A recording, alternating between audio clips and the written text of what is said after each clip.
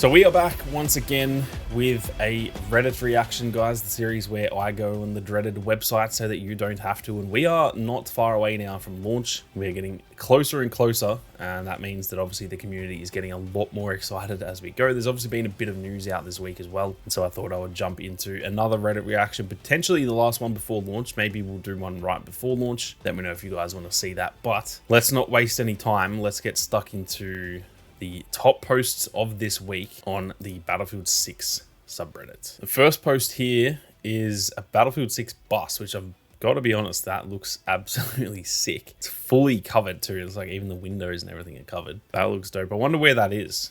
Does it say anywhere on the bus where that is? It doesn't really look like it, but that is definitely pretty cool to see. There's also Battlefield 6 coming to a metro near you.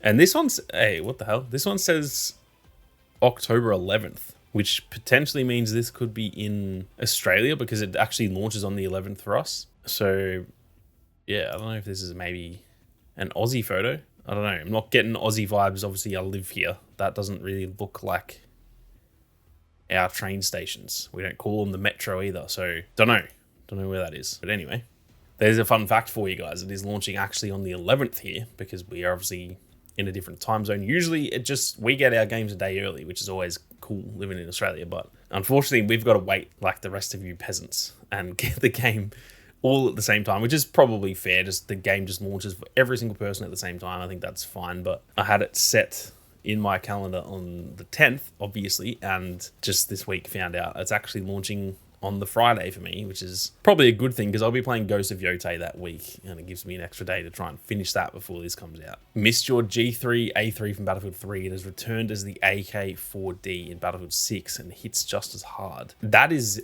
interesting because is this not my boy Sai? It is. If you happen to be watching Sai, let me know if this is actually you that posted this on the Reddit or if someone just stole your tweet, because I swear I saw that tweet where you said the exact same caption. Pretty sure, yeah, he just killed Cam. I'm pretty sure he kills me in this clip. I know for a fact, and pretty sure maybe it's at the beginning, that I am potentially the first death. Yep, there I am. That was me. Rip. He was tearing us up with this. Damn, this does look... I don't think I used this in this play session. Interesting. But yeah, this isn't posted from... Let me check this account out and see if this is actually Sai. It's only got 2 posts, so I'm going to assume maybe not. And yeah, this screenshot has got someone else's username. I'll have to send that through to my boy Sai and let him know someone's stealing his content. Cinematics versus in-game. Oh, Jesus. Oh, Jesus. Now, I have heard very mixed things about the campaign. I think the trailer looked sick. I think it looks awesome, the premise of the game and everything. I watched a few different videos. A lot of the videos were really positive. A lot of like IGN's video was really positive and stuff. IGN's opinion can't really ever be taken seriously anyway. But some of the actual Battlefield creators were pretty positive about it, whereas there were others that were kind of saying it's very rough and stuff. So I don't know who to really believe. I don't know if it's different for everyone or what, but yeah, it feels like the campaign might be a little bit hit and miss, which is a bit of a shame, but also it's the part of the game I care about the least. If the campaign was a genuine 1 out of 10, that does not really affect my opinion of this game. I hope it's a great campaign and it's really fun, but personally, I'm not that fussed. We've got a post here about, I'm going to assume the movement. This is why Ender's words are trash. He just wants it to be like 2042 so he can freely jump and run around. I mean, is there any is he speaking here, or is this just meant to be gameplay of his? Yeah, I see both sides to this argument. There's been I nearly made a whole video on the movement debate. This kind of movement to me is a bit much in Battlefield.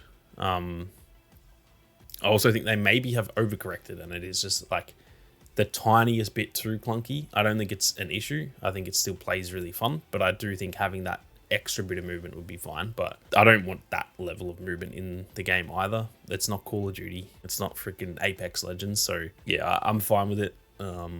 But weirdly, on this whole debate, I actually more side with Ender's side of the debate than anyone else's, which is ironic because I don't generally share a lot of opinions with Enders, but yeah, I actually think that they have potentially over-nerfed the movement just a little bit based on the playtest that I had for Mirak Valley and stuff. It still felt fine, but I just think it was fine in the beta. I think that if they left it like that and fixed some of the bugs and stuff, then I personally think it would have been in a good spot, but we'll see how everyone reacts to it at launch. I'm sure it will be very normal and not just people abusing each other. I like the new revive system. What is this clip going to be? Is this just the drag revive or what? Yeah, it'll be he'll drag him into the container. It's so good, man. I don't know. This is going to sound negative. I don't mean this in a negative way. I don't know how the fuck they didn't add that way earlier. Like, such a good... I think personally that is the single best addition to Battlefield ever. I genuinely believe that. It is such a good addition, and it makes me kind of wonder, like, damn, how did none of us... Like, I don't think I've ever really thought about that in the past, other than Battlefield 5, where it was kind of in the trailer, but in the years before that, I'd never once thought, like, oh, you should be able to drag people while you're reviving, and they obviously didn't think of it either. And honestly, now that it's here, if this is ever removed from a future Battlefield, like, I will riot, because it is an absolute game changer. The guided launcher doesn't one-shot helicopters. I'm going for it. Oh, that's not a one-hit kill. Dice, please. Interesting. Jack frags with the testing. I don't know. I feel like it should be, but also maybe that will be overpowered. I don't know. Are we back? The Battlefield 6 and Battlefield 3 comparisons. It's weird. It actually kind of looks just as good in Battlefield 3 as it does in Battlefield 6. I have to say, having played it, I think this is the best map in the game, which is probably not a surprise to most people who've played it. It is a fan favorite for a reason, but I was a little bit concerned if it would translate over or if it was just pure nostalgia, and it is seriously a fantastic map. And I think visually it looks like infinitely better. I think you can even tell from this screenshot, the smoke in the background, it's kind of like in these just individual smoke plumes rather than the whole thing, whereas it doesn't really show it in this picture, but when you're actually out there on the map and you look at this part of the map, it is just black, and it looks like daunting. It's like, I don't know, it's just so immersive, and there's the fire at the top of the little tower here as well. So, man, I'm itching to get back into this map. I had so much fun in that last playtest. Really hope we get maps like this in Battlefield 6. With the campaign showing off a little bit of, like, I wouldn't call it naval warfare, but there was just like there was boats crossing to do like a beach landing and stuff like that. I do hope they incorporate a bit more water. Now that I'm thinking of it, is there anywhere that we played on any of the... No, there's no water in the beta maps, was there? Like proper swimmable water? I can't think of any. Mirak Valley doesn't have any either. Yeah, so I kind of like the maps that, I mean, that's not necessarily what this is pointing at because this has no water, but these three pictures right here, it just gives me such memories of Battlefield 4 where the maps that incorporate water properly, it can really make maps stand out a little bit more, I think. If they're all just like in a city and they're all very similar, I think that can maybe get a bit monotonous, whereas like I always think of Paracel Storm as like just such a unique map that typically is probably not the type of map that I would love, but because it was so different than the rest, I actually really, really loved it. So I hope that's the case with what they showed off in the campaign. They've obviously got that tech in the game, so I think that'd be great to see. That's not even, again, not really what this is getting at, because this one has no water on it, but I think that would be cool to see nonetheless. Finally, see you guys in Battlefield 6. I have to confess, I'm at like tier 10 in this. I can't do it. I'm gonna try, and I actually may potentially stream, so keep your eyes peeled for that. I may potentially stream on Monday and try and knock some of these out, and then I think I'm honestly just gonna buy the rest of the tiers because I really want these skins, but I can't get myself to play that much. 2042, I barely played it since they started doing this. I did the first week, but then I just can't do it. So yeah, if you want to see me go through torture, keep your eyes peeled. I'm gonna potentially stream Monday. It'll be Sunday for you guys, which now that I'm thinking of when this goes live, it'll be pretty much tomorrow. I'm excited to say I've finally got Starlink and have actual good internet, so I'm hopefully going to get back into streaming. It's still a little bit dodgy, Starlink, in terms of like consistency, which is not great for streaming. That's like the main issue. The download speeds and everything, upload speeds are fine, but there's just a bit of like inconsistency, so I'll have to still see how it goes, but I'm hoping to get back into some regular streams, especially once the game launches. But I might do almost a bit of a test stream and just jump on and try and knock out some of these tiers, because I do have so many of the weekly missions that surely I can just power through this thing, but man, it's going to be tough. Battlefield 2042 versus Battlefield 6 recoil, what's changed? I can actually confirm from speaking to the developers themselves and having them showcase this isn't necessarily true. It is more pattern based compared to 2042 where it was, in fact, no. 2042 was, it had bloom in it and stuff, but it was way more pattern. It was like almost pure vertical recoil, and you could almost recreate exact recoil patterns, because I remember testing it and they were all like borderline identical. So I don't know. Yeah, I don't know. Hopefully someone's like, yeah. Cool infographic. It's also completely wrong.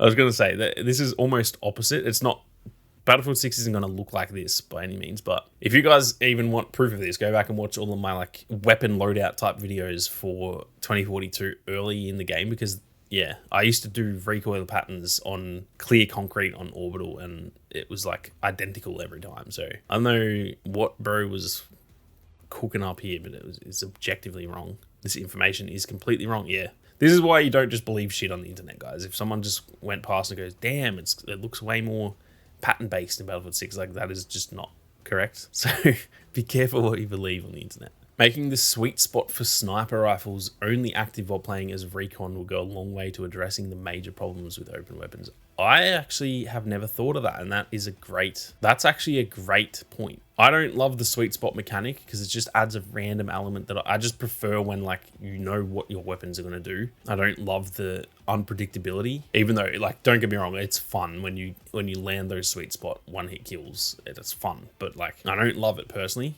But I think this would be a good way to fix it if they really want that in the game. That could be just one of the... Because the whole, like, hold your breath for longer and stuff as recon, that doesn't help. No one really does that anyway. So this would be a good way to do it where, yeah, maybe playing as a recon, you get that sweet spot. That's actually a really good point that I've never seen anyone actually say that. So I don't know how that's not, like, a more common point that's getting made. But I heavily agree with this. And we're going to end it here.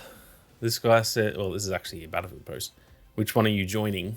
I just wanted to touch on the actual look. I think this is great that you can actually visibly tell which one's which. I hope that, obviously this is base skins. I don't know if like every skin they add will be this clear, because let's just say they add like, even the 2042 skins you can unlock for Battlefield 6, there's that one that's like black. So maybe that would, yeah, I don't know how that's going to work. But I do just love how you can clearly tell which is which. And I think that's one thing that was kind of wrong in 2042 where just, you know, everyone looked pretty much the same as each other. So I just wanted to touch on that and just, yeah, I really like the sort of visual identity of this game so far. Whether it stays like this forever, that's a different story, because obviously at some point they're going to have to start adding some more out there, like outfits and stuff. You simply can't just sell infinite amount of military outfits because there's only so much like camo types that you can actually have, and they're all fairly similar, so therefore people start getting bored and stuff like that. So yeah, I'm sure it'll eventually change, but as of right now I think that